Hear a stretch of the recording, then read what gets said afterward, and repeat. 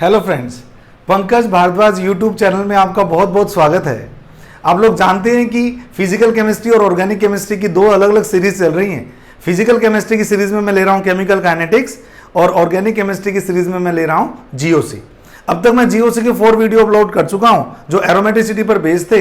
इसके बाद मैं 5th वीडियो को लेके आपके सामने आया हूं जो कि ऑर्गेनिक केमिस्ट्री का सबसे स्टार्टिंग और फंडामेंटल वीडियो है, जिसमें हम पढ़ने वाले हैं इलेक्ट्रॉन डिस्प्लेसमेंट इफेक्ट्स। आइए बच्चों, सिग्मा या पाई इलेक्ट्रॉन्स की टेम्परेरी या परमानेंट शिफ्टिंग के कारण जो इफेक्ट अराइज होते हैं उनको इलेक्ट्रॉन डिस्प्लेसमेंट इफेक्ट्स कहा जाता है।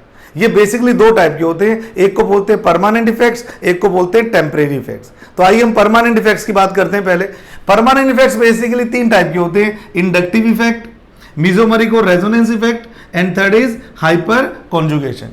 तो सबसे पहले मैं स्टार्ट करने वाला हूं इंडक्टिव इफेक्ट। बच्चों, इंडक्शन का क्या मीनिंग होता है, मैं इसकी बात करना चाह रहा हूं पहले आपसे। मान लीजिए पूरे मॉलिक्यूल में एक बहुत लंबी कार्बन की चेन है और किसी एंड पर कोई चार्ज सेपरेट हुआ, नेगेटिव पॉजिटिव। अगर वो चार्ज पूरी चेन में फैल जाएगा, इसको बोलते हैं इंडक्शन हो गया। तो inductive effect basically organic chemistry में जो अराइज होता है वो due to difference in electronegativity के कारण होता है। बच्चों एग्जांपल, मान लीजिए कार्बन की चेन है और इसमें कोई ग्रुप ऐसा लगा हुआ है, कोई एटम लगा हुआ है जिसकी इलेक्ट्रोनेगेटिविटी कार्बन से ज्यादा है, जिसकी इलेक्ट्रोनेगेटिविटी कार्बन से ज्यादा है। तो ये क्या करेगा, ये बॉन्ड के इलेक्ट्रॉन को अपनी तरफ खींचेगा। अगर ये बॉन्ड के इलेक्ट्रॉन को अपनी तरफ खींचेगा, आप जानते ही हैं इस पर तो पार्शियल नेगेटिव चार्ज और कार्बन पर क्या होगा, पार्शियल पॉजिटिव चार्ज जनरेट हो जाएगा। अब ये कार्बन इसके साथ जो जुड़ा हुआ है, इसकी इलेक्ट्रॉन डेफिशिएंसी के कारण इस कार्बन की इलेक्ट्रोनेगेटिविटी थोड़ी सी बढ़ जाएगी। क्यों? क्योंकि इस पर क्या आ गया, प्लस चार्ज। आप लोग जानते ही है जब स्पीसीज में पॉजिटिव चार्ज बढ़ता है तो उनकी इलेक्ट्रॉन खींचने की पावर बढ़ जाती है। नेचुरल सी बात है, जब किसी के पास किसी चीज की डेफिशिएंसी हो जाएगी तो उस चीज के लिए उसकी जो लेने की पावर है वो क्या होगी, बढ़ जाएगी। इस कारण से क्योंकि कार्बन के पास इलेक्ट्रॉन कम हो गए, वो इस बॉन्ड के इलेक्ट्रॉन्स को अपनी तरफ खींचने की कोशिश करेगा। इससे क्या होगा, इस कार्बन पे भी स्लाइट पॉजिटिव चार्ज जनरेट हो जाएगा, यानी कि इस कार्बन पे भी थोड़ा सा पॉजिटिव चार्ज जनरेट हो जाएगा। नो डाउट इसके कंपैरेटिवली तो इसका मैग्नीट्यूड कम होगा, लेकिन फिर भी कुछ ना कुछ होगा। अब मैं इस और इसकी तुलना कर रहा हूं। अब ये कार्बन थोड़ा सा इलेक्ट्रॉन डेफिशिएंट है, तो ये कार्बन भी साथ वाले कार्बन से इलेक्ट्रॉन खींचेगा, और साथ वाले कार्बन से जब इलेक्ट्रॉन खींचेगा तो इस साथ वाले कार्बन के ऊपर भी थोड़ा सा स्लाइट का भी स्लाइट पॉजिटिव चार्ज जनरेट हो जाएगा। इससे आपने देखा कि बॉन्ड पूरी चेन में एक एटम जो डिफरेंट इलेक्ट्रोनेगेटिविटी का आया, उसके कारण पूरी चेन में प्लस चार्ज फ्लो कर गया। तो इस इफेक्ट को हम बोलते हैं inductive effect. Inductive effect basically 2 type का होता है, एक को बोलते हैं माइनस आई इफेक्ट, एक को बोलते हैं plus I effect. Minus I effect वाले ग्रुप वो होते हैं जो दूसरे के कंपेरेटिवली इलेक्ट्रॉन को अपनी तरफ ज्यादा खींचते हैं, जिनको हम इलेक्ट्रॉन विड्रॉइंग ग्रुप्स भी कहते हैं। और प्लस आई ग्रुप वो होते हैं जो इलेक्ट्रॉन को अपने से दूर, यानी कि दूसरा एटम इनसे इलेक्ट्रॉन खींच लेगा। तो ये बेसिकली 2 टाइप का इफेक्ट है। आइए देखते हैं। माइनस आई इफेक्ट है, अगर मान लीजिए एक्स का माइनस आई इफेक्ट है, इसका मतलब इसकी इलेक्ट्रोनेगेटिविटी कार्बन से ज्यादा है, तो ये बॉन्ड के इलेक्ट्रॉन को अपनी तरफ खींचेगा, तो इसके ऊपर पार्शियल नेगेटिव चार्ज और पूरी चेन पर पार्शियल क्या होगा, पॉजिटिव चार्ज होगा।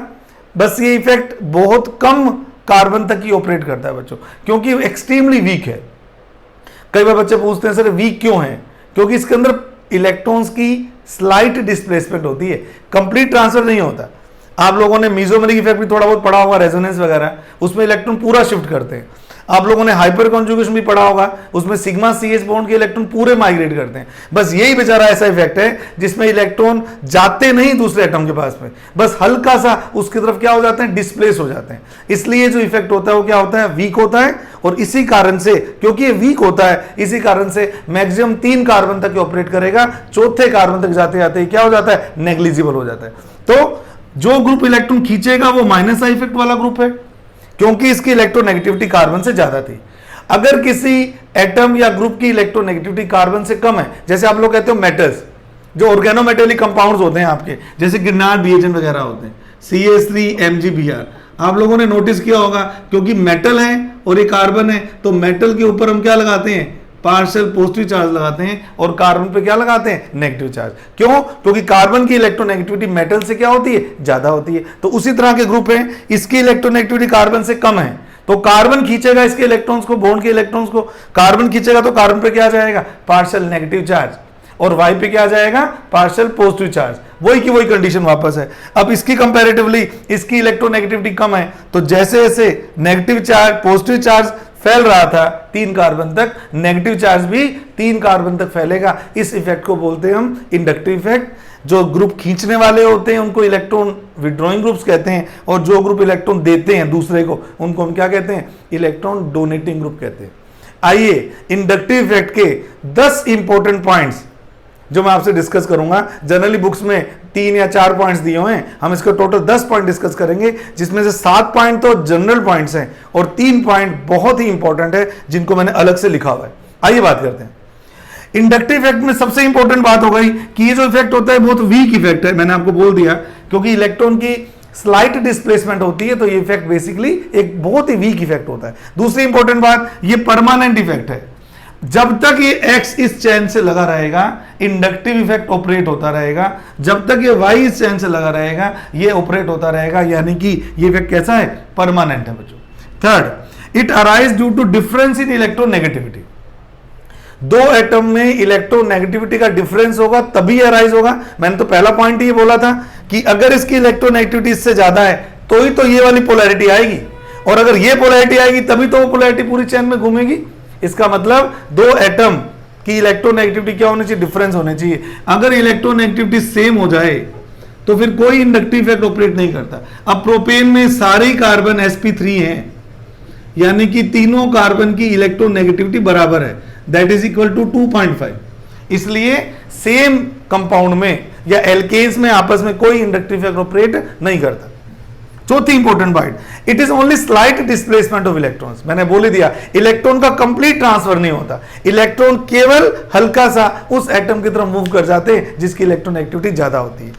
Fifth point, electron do not leave their atomic orbitals. मैंने अभी बोल दिया, अगर इलेक्ट्रॉन की कंप्लीट मूवमेंट नहीं हुई तो जिस एटॉमिक ऑर्बिटल से इलेक्ट्रॉन रिलेटेड था वो उसी एटॉमिक ऑर्बिटल का पार्ट रहेगा, अपने एटम के ऑर्बिटल को छोड़ के नहीं जाएगा।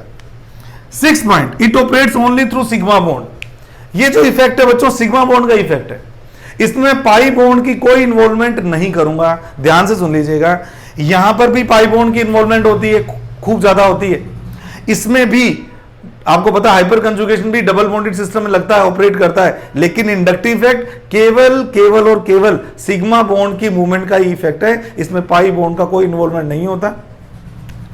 Net charge of molecule does not change. Natural सी बात है, इलेक्ट्रॉन की स्लाइट डिस्प्लेसमेंट हुई है, पूरा तो हुआ नहीं, इसलिए नेट मॉलिक्यूल क्या होता है, न्यूट्रल मॉलिक्यूल की तरह बिहेव करता है, और अगर चार्ज मॉलिक्यूल है तो नेट चार्ज उसका वही का वही रहेगा। ये तो हो गए 7 बेसिक पॉइंट्स इंडक्टिव इफेक्ट के बारे में। अब मैं बात कर रहा हूं इंडक्टिव इफेक्ट के 3 बहुत ही इंपॉर्टेंट पॉइंट्स के बारे में, जो कि डिफरेंस क्रिएट करेंगे, क्वेश्चन आपसे सोल्व होगा या आपसे नहीं होगा। तो वो पहला जो इफेक्ट है या 7, 8 जो इफेक्ट है, ये डिस्टेंस डिपेंडेंट होता है बच्चों। जैसे कि मैंने बोला कि ये 3 कार्बन तक तो लगता है और चौथे कार्बन पे नेग्लिजिबल लगता है, यानी कि जैसे जैसे डिस्टेंस बढ़ती जाएगी ये इफेक्ट ड्रास्टिकली क्या हो जाता है, डिक्रीज हो जाता है। इसके आगे जाके मैं आपको एक रूल भी पढ़ाने वाला हूं, इसको बोलूंगा मैं DNP rule, distance number power rule. उसके अंदर भी मैं इस बात की जिक्र करूंगा कि डिस्टेंस बहुत इंपॉर्टेंट फैक्टर होता है किसके अंदर, इंडक्टिव इफेक्ट में। आप लोगों ने नोटिस किया होगा बच्चों, रेजोनेंस डिस्टेंस डिपेंडेंट नहीं होता। कैसे? अगर 5 या 6 कार्बन की चेन है और ऑल्टरनेट डबल बॉन्ड लगे हुए हैं, तो क्या एक सिरे से रेजोनेंस शुरू होगा तो क्या छठे एटम तक नहीं पहुंच जाएगा क्या? एरोमेटिक रिंग जो होती है बेंजीन की, उसमें जब स्टार्ट होता है रेजोनेंस, क्या पूरी रिंग में रेजोनेंस फैल जाता है कि नहीं फैल जाता है? यानी कि रेजोनेंस इफेक्ट डिस्टेंस डिपेंडेंट नहीं होता। अगर आप 10 कार्बन भी डबल बॉन्ड कॉन्जुगेशन में शो कर दोगे तो 10 के 10 कार्बन पे वो इफेक्ट मूव करता है, लेकिन इंडक्टिव इफेक्ट के साथ ऐसा नहीं होता, ये डिस्टेंस पे डिपेंड करता है। 3 कार्बन के बाद में नेग्लिजिबल लगता है। 9 बड़ी इंपॉर्टेंट प्रॉपर्टी होती है बच्चों, ये एक एडिटिव प्रॉपर्टी होती है। इंडक्टिव इफेक्ट एक एडिटिव प्रॉपर्टी। आपको क्या मतलब है सर इसका? एडिटिव प्रॉपर्टी वो होती है जो वेक्टर कंट्रोल्ड होती है। जिस तरह से आप वेक्टर्स को सम करते हो, माइनस करते हो, इफ आई इफेक्ट भी प्लस और माइनस हो सकता है। मान लीजिए 2 ग्रुप हैं, उन दोनों का माइनस आई इफेक्ट है किसी तीसरे के लिए, तो उनके बीच का जो एंगल अगर 0 डिग्री रहेगा तो दोनों के माइनस आई क्या होंगे, जुड़ जाएंगे। जैसे मान लीजिए एक एग्जांपल दो, मान लीजिए आपके पास है फ्लोरीन, ये बेंजीन रिंग पे लगा हुआ है, अब फ्लोरीन की इलेक्ट्रोनेगेटिव ज्यादा होती है तो ये इधर भी खींचेगा और इधर भी खींचेगा, तो नेट जो इफेक्ट आएगा रिंग के ऊपर वो जीरो आएगा। फ्लोरीन ऊपर भी खींच रहा है, फ्लोरीन नीचे भी खींच रहा है, दोनों के बीच में जो एंगल आ रहा है वो 180 डिग्री का आ रहा है, तो नेट इफेक्ट कहेंगे बेंजीन रिंग के ऊपर नेट इफेक्ट कोई भी नहीं लगता। और अगर यही एक ही डायरेक्शन से लग रहा होता उस केस में मैं बोल देता है ऐड हो जाएगा। तब जो वेक्टर जिस तरह से 0 डिग्री एंगल पर ऐड हो जाते हैं और 180 के एंगल पर माइनस हो जाते हैं, इंडक्टिव इफेक्ट भी एक तरह से इसी तरह से ऐड भी हो सकता है और माइनस भी हो सकता है। और लास्ट इंपॉर्टेंट पॉइंट है, ये रिलेटिव है, एब्सोल्यूट नहीं है। ये बड़ा इंटरेस्टिंग पॉइंट है बच्चों। इंडक्टिव इफेक्ट एक रिलेटिव इफेक्ट होता है। इसका क्या मीनिंग है, ध्यान से सुनिएगा। मान लीजिए दो ग्रुप का माइनस आई इफेक्ट है और उनको आपस में जोड़ दिया आपने, तो ये होगा कि जिसका माइनस आई ज्यादा होगा वो उसकी तरफ इलेक्ट्रॉन ज्यादा शिफ्ट होंगे, किसके कंपैरेटिवली, जिसका माइनस आई कम है। तो एक तरह से जिसका माइनस आई ज्यादा है वो तो माइनस आई की तरह बिहेव कर रहा है, और जिसका माइनस आई कम है वो एक तरह से प्लस आई की तरह बिहेव करने लग गया। यानी कि ये रिलेटिव है, सामने वाले पे भी डिपेंड करता है। अगर सामने वाला ज्यादा ताकतवर आ गया इलेक्ट्रॉन खींचने वाला, तो दूसरा ग्रुप क्या करता है, इलेक्ट्रॉन उसको दे देता है, चाहे उसकी नेचुरल टेंडेंसी माइनस आई की क्यों नहीं थी, फिर भी उसने इलेक्ट्रॉन दे दिए क्योंकि सामने वाला ज्यादा पावरफुल है। ये बिल्कुल उसी तरह है क्या, जैसे हम कहते हैं अगर दो एसिड्स को मैं मिला दूं, फिजिकल केमिस्ट्री में आयनिक इक्विलिब्रियम चैप्टर में हम अगर एसिटिक एसिड में HCl मिलाते हैं तो हम क्या बोलेंगे, HCl तो प्रोटॉन देगा लेकिन एसिटिक एसिड को प्रोटॉन लेने पड़ते हैं। क्यों, क्योंकि दोनों एसिड में जो ज्यादा अच्छा एसिड होगा वो तो एसिड की तरह बिहेव करेगा, और जो कम अच्छा एसिड होता है वो एक तरह से बेस की तरह बिहेव करने लग जाता है। तो ये रिलेटिव इफेक्ट होता है, ये एब्सोल्यूट नहीं होता। एब्सोल्यूट का मतलब ये होता है कि जिसका माइनस आई है वो बस खींचेगा ही खींचेगा, कभी नहीं देगा। जिसका प्लस आई है वो देगा ही देगा, कभी नहीं खींचेगा। ऐसा नहीं है, जिसका माइनस आई है कभी कभी उसको देना भी पड़ सकता है अगर उसका पड़ोसी उससे ज्यादा इलेक्ट्रॉन खींचने वाला है तो ये 10 इंपॉर्टेंट पॉइंट्स हैं जो आपको इंडक्टिव इफेक्ट अगर याद रह गए तो आप इसके क्वेश्चंस बिल्कुल आराम से कर सकते हैं। बहुत आसान सा एक टॉपिक है।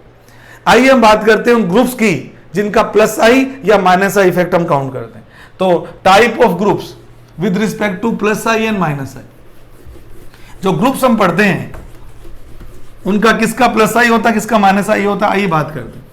पहले मैं बात करता हूं group having minus I effect की, पहले मैं बात करता हूं groups having minus I effect की, फिर मैं बात करूंगा जिनका प्लस आई इफेक्ट होता है। ये माइनस आई इफेक्ट वाले ग्रुप हैं और यहां मैं बात करने वाला हूं प्लस आई इफेक्ट रखने वाले ग्रुप्स के बारे में। तो एक सीरीज है, ये आप बढ़िया रहेगा कि आप बना भी लें और आपको याद भी होनी चाहिए। तो ये किस सीक्वेंस में है, NX3 पॉजिटिव, उसके बाद ये प्रायोरिटी में लिख रहा हूं NR3 positive, SR2 positive, NH3 positive. अब आप नॉर्मल बॉन्ड आपके ले सकते हैं। इसके बाद आप लेंगे NO2, फिर लेंगे आप CN, SO3H, उसी सीक्वेंस में फ्लोरीन, क्लोरीन, ब्रोमीन, आयोडीन।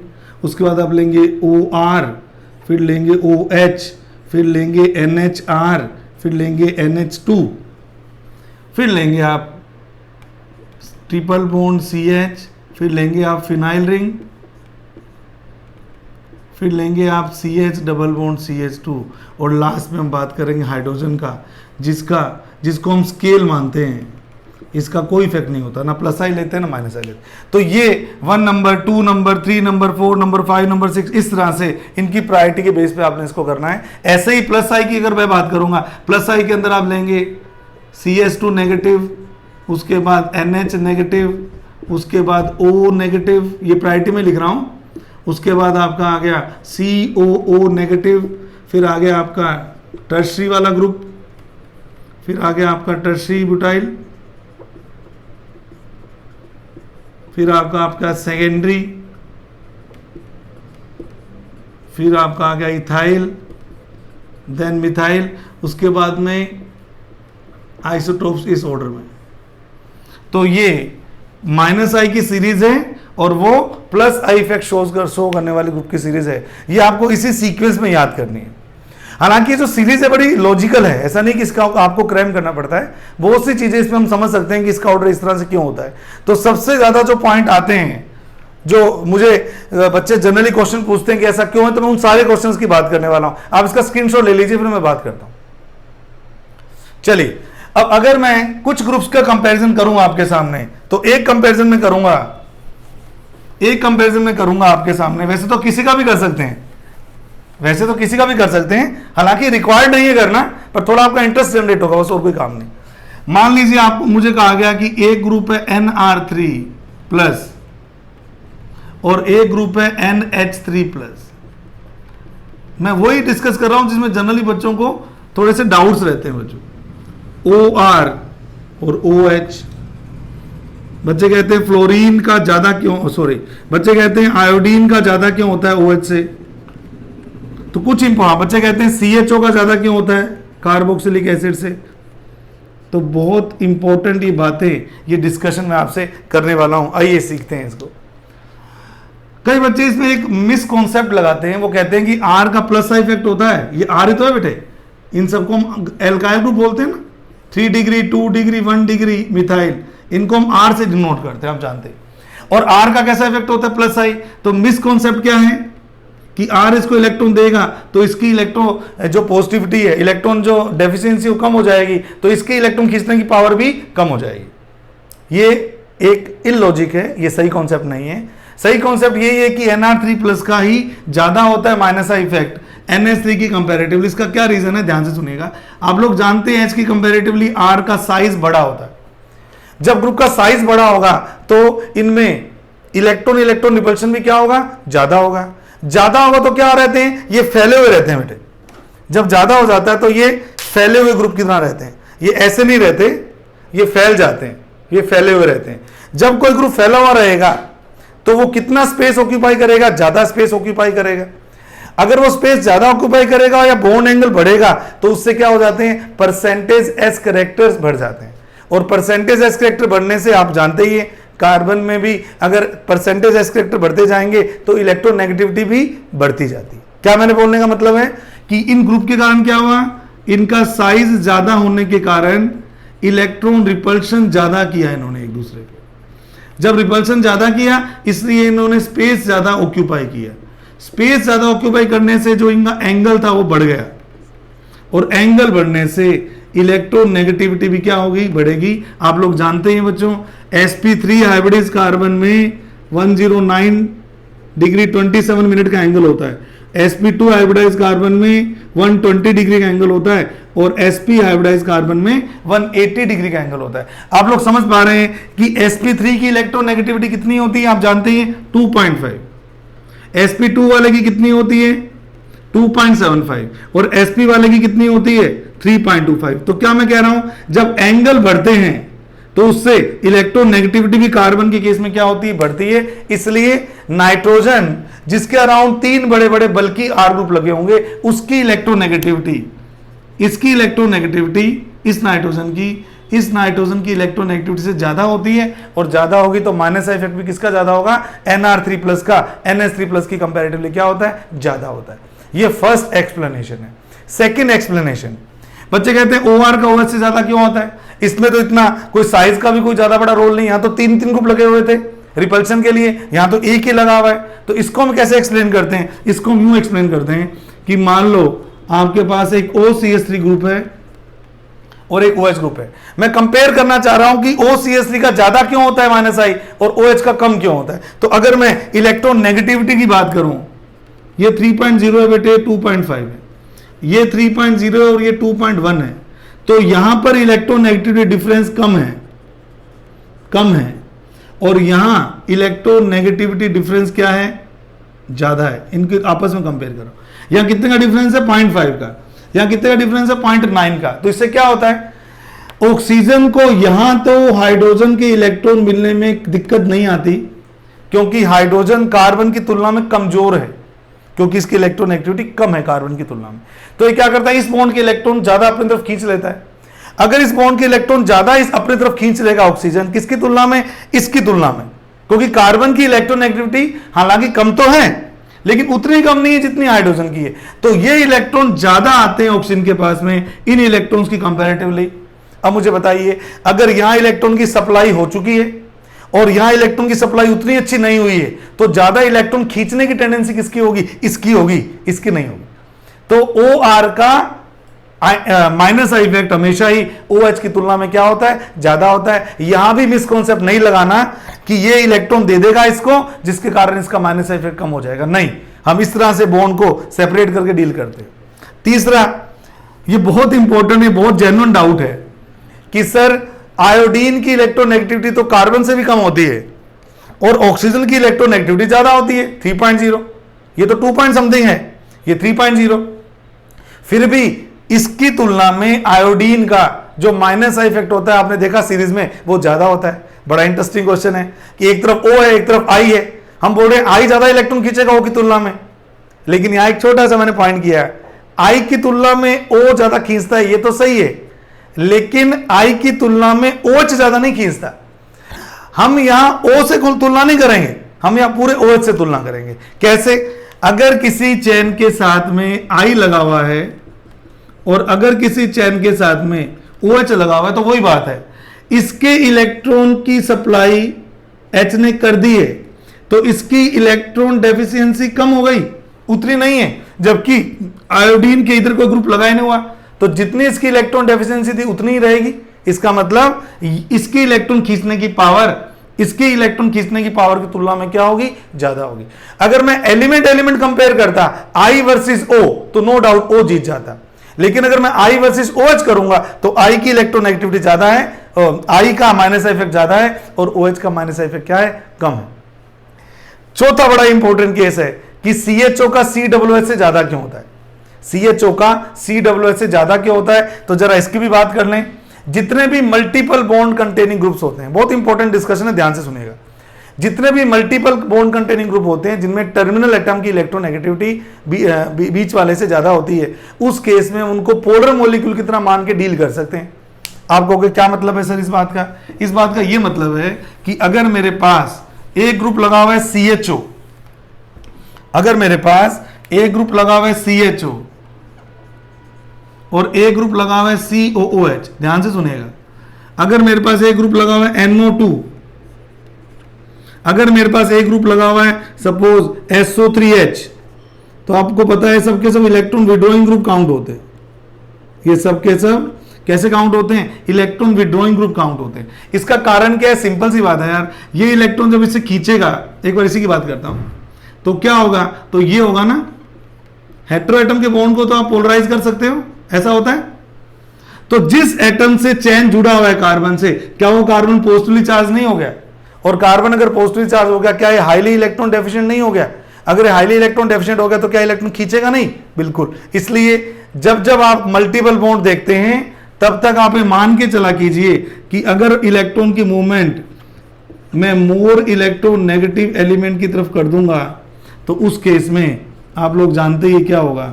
उस केस में जिस एटम से चेन जुड़ी होगी ना, उस एटम पर प्लस चार्ज आ जाएगा, और जब इस पे प्लस चार्ज आ जाएगा तो नेचुरल सी बात है इसकी इलेक्ट्रॉन डेफिशिएंसी बढ़ेगी, और डेफिशिएंसी बढ़ेगी तो इलेक्ट्रॉन खींचने की पावर भी बढ़ेगी। इसलिए मल्टीपल बॉन्ड वाले जो होते हैं उनका जो माइनस आई इफेक्ट होता है वो इलेक्ट्रॉन नेगेटिव वालों से भी ज्यादा होता है। मैंने आपको बोला NO2CN is greater than fluorine chlorine bromine iodine, यानी कि NO2 का जो माइनस आई इफेक्ट है वो फ्लोरीन के माइनस आई की तुलना में ज्यादा है। क्यों? क्योंकि एक तरह से ये पॉजिटिव फॉर्म में रहते हैं, और कभी भी अगर आपको कोई कंपेयर करवाए कि एक कैटायन और एक न्यूट्रल एटम है, दोनों में से किसकी इलेक्ट्रॉन खींचने की ताकत ज्यादा होगी? नेचुरल सी बात है जो कैटायन होगा उसकी इलेक्ट्रॉन खींचने की पावर क्या होगी? ज्यादा होगी। तो ये भी बड़ी इंपॉर्टेंट एक बात है कि जब भी हमें इंडक्टिव इफेक्ट पढ़ना होता है तो हम एक जनरल रूल बताते हैं बच्चों को, क्या कि माइनस आई इफेक्ट जो होता है वो पॉजिटिव चार्ज रखने वाली स्पीशीज का सबसे ज्यादा, उसके बाद देखिए मल्टीपल बॉन्ड, और मल्टीपल बॉन्ड कौन से वाले? जो डिफरेंस ऑफ इलेक्ट्रोनेगेटिविटी वाले होते हैं। सी डबल बॉन्ड सी की बात नहीं कर रहा, सी डबल बॉन्ड सी में तो दोनों सी के पास इलेक्ट्रॉन लेने की बराबर प्रोबेबिलिटी होती है। जैसे मान लो कोई बच्चा कहे कि सर ये भी तो मल्टीपल बॉन्ड है, इसकी बात नहीं कर रहा, क्योंकि इसमें तो इलेक्ट्रॉन यू भी मूव करवा सकते हो, यू भी मूव करवा सकते हो, इसकी बात नहीं कर रहा। ये मूवमेंट यूं भी करवा सकते हो और ये मूवमेंट यूं भी करवा सकते हो, तो ये इतना इफेक्टिव नहीं है, क्योंकि इस कारण पर हमेशा ही प्लस चार्ज हो जरूरी नहीं है।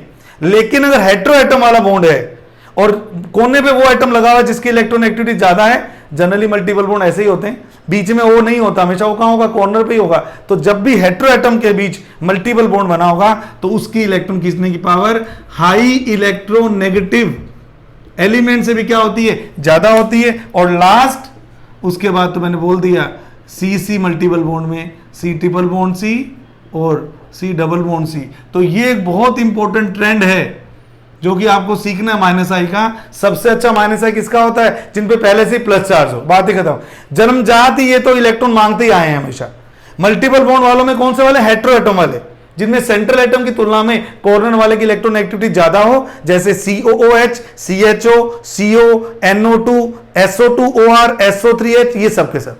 फिर आता है हाई इलेक्ट्रोनेगेटिविटी वाले atoms, fluorine, chlorine, bromine, iodine. और लास्ट में आते हैं सबसे कमजोर, जो कार्बन मल्टीपल बॉन्ड कार्बन वाले ग्रुप होते हैं, उनका माइनस आई इफेक्ट सबसे कमजोर होता है। तो इस तरह से हम इन पॉइंट्स को भी डिस्कस कर सकते हैं कि माइनस आई इफेक्ट किसका किससे ज्यादा होता है और क्यों ज्यादा होता है। मैंने बात की, अब मैं बात कर रहा हूं प्लस आई इफेक्ट की। ये बड़ा इंटरेस्टिंग है।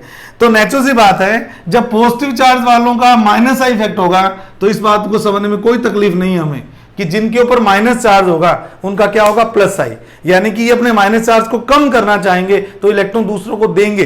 अगर इलेक्ट्रॉन दूसरों को देंगे तो इनका कैसा इफेक्ट होगा, प्लस आई इफेक्ट होगा। लेकिन इसमें भी एक इंपॉर्टेंट पॉइंट है, आप लोग जानते हो कि इलेक्ट्रॉन नेगेटिविटी जो है एटम की, वो इलेक्ट्रॉन खींचने की टेंडेंसी को बोलते हैं, इलेक्ट्रॉन देने की टेंडेंसी को नहीं बोलते। इसलिए जब भी नेगेटिव चार्ज आएगा, ज्यादा अच्छा इलेक्ट्रॉन देगा वो जिसकी इलेक्ट्रॉन एक्टिविटी कम होगी। इलेक्ट्रोनेगेटिविटी क्या, किसकी टेंडेंसी, इलेक्ट्रॉन खींचने की। तो अगर मेरे से कोई कंपेयर करवाए कि बताइए CH2 नेगेटिव में, NH नेगेटिव में और O नेगेटिव में ज्यादा इलेक्ट्रॉन देने की टेंडेंसी कितनी किसकी है, तो ज्यादा इलेक्ट्रॉन देने की टेंडेंसी तो कार्बन वाले की है और सबसे कम इलेक्ट्रॉन देने की टेंडेंसी ऑक्सीजन की है। तो क्या बोलते हैं, जब नेगेटिव चार्ज लगा उस स्पीशीज पे तो उस स्पीशीज में सबसे बेस्ट स्पीशीज वो होगी जिसकी इलेक्ट्रॉन नेगेटिविटी सबसे कम है। तो CH2 का प्लस आई इफेक्ट या इलेक्ट्रॉन देने की टेंडेंसी NH माइनस से ज्यादा होगी और NH माइनस की इलेक्ट्रॉन देने की टेंडेंसी O माइनस से ज्यादा होगी।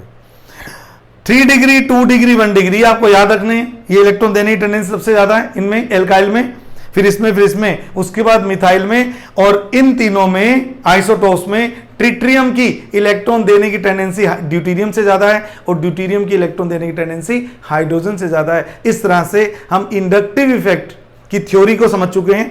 अगले वीडियो में मैं आपको इंडक्टिव इफेक्ट की एप्लीकेशंस के बारे में बताऊंगा। आपने इस वीडियो को पूरा देखा, इसके लिए आपका बहुत बहुत थैंक्स। अगर वीडियो आपको पसंद आया हो तो आप इस वीडियो को लाइक कीजिए, ज़्यादा से ज़्यादा नंबर में शेयर कीजिए और अपनी पढ़ाई को इसी तरह से कंटिन्यू कीजिए। आपका बहुत बहुत धन्यवाद। थैंक यू सो मच बच्चों।